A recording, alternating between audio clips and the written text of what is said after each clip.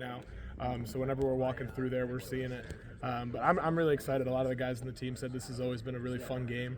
There's been some close matchups in the past, and I think it's going to be a really fun one on Saturday, especially in Kinnick. When you were playing like youth football as a quarterback, what was your running? Did you run a lot like growing up? I did. I mean, my two favorite players growing up was one Mike Vick, runner, and then Tim Tebow as well. Tim Tebow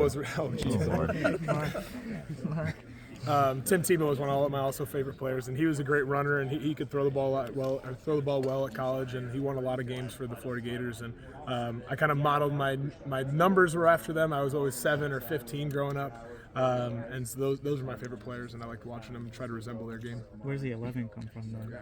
To be honest, I wanted 7 when I first got to college, and they gave me 11, and I kind of made the thing where. Made the statement where if I just played as a true freshman with 11 and I liked it, I had a successful season.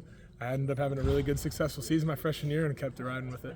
Are you surprised like how well you've been able to run the ball this season? Or no, I haven't been surprised by any means. I feel like it's always been part of my game. I've always had success with running it. There hasn't been games in the past where I haven't been, and it always helps the offense as a whole because we have an extra blocker in the run game now. Everyone's accounted for, and especially when teams are starting to play some cover one defense where they have a high safety, we got one more blocker than they do. So now the run game's even better. So I think it helps the pass game a little bit. It helps our run game, and it really kind of makes the defense kind of think about an extra aspect of the game, which makes it more difficult to plan for that. Are you aware of how unusual it is for Iowa to have a running quarterback?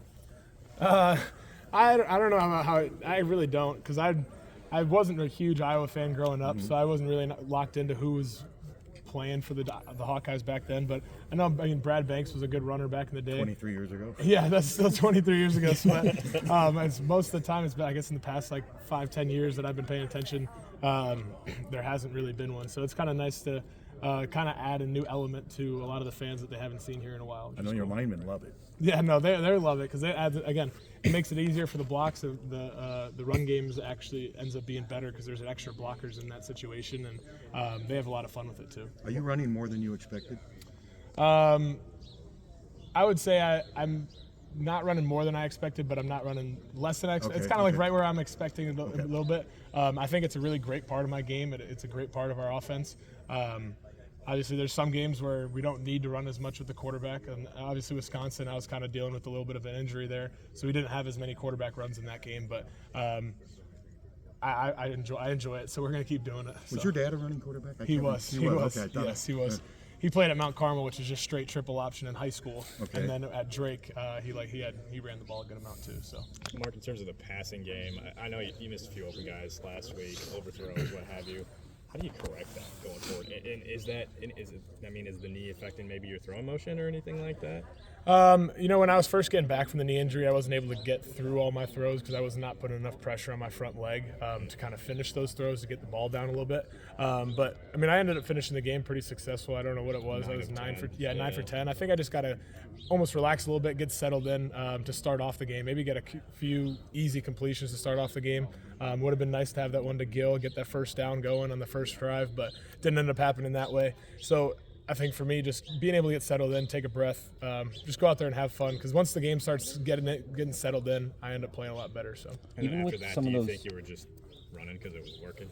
Yeah, I mean, once we start running, and all of a sudden we're getting 7 yards, 30 yards, 67 yards. Like when you're running the ball that well, like you got to keep it going with that kind of thing. Even with some of those slow starts, your defense has really picked you guys up. How have they given you guys confidence on offense? Yeah, it's been awesome, and we've been playing some great complementary football on that side of things. And at the end of that half, Xavier comes up with that awesome interception to get us to the 1 yard line, punch that in. Now we're up 3 points heading into half. Obviously, some other things happened, but let's not talk about that. But the defense has been doing great. I mean, they've been getting stops when we needed them to. They had that 4th down stop on that 4th and 1 there at the end of the game, which kind of set us up to make the game even closer, get that to a 1-score game at that point.